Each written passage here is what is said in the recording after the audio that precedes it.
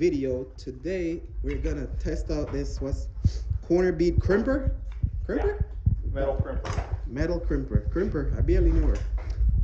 Terrible. So we already have one tacked right here. You can see the indentation. There's a lot of different reviews online, so we're gonna test it out ourselves to, so you guys can see how it actually works in real life. Because a lot of misleading reviews. So we got a nice corner right here. Connor gonna demonstrate. See if it really does what it says.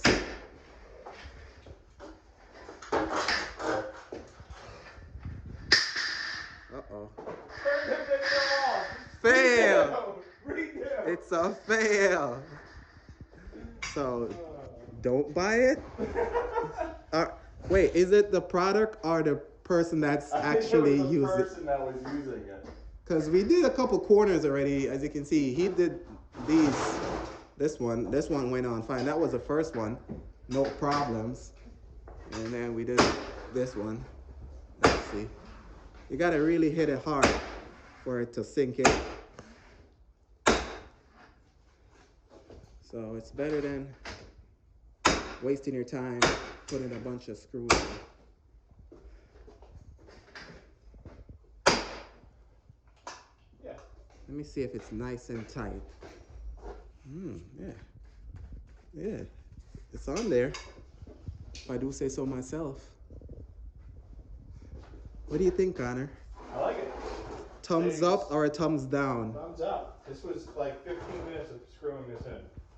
And the good thing with this is it doesn't bow the corners out like screws. Okay. How much did you pay for this online? You bought it online, right? I bought it on Amazon for 30 bucks.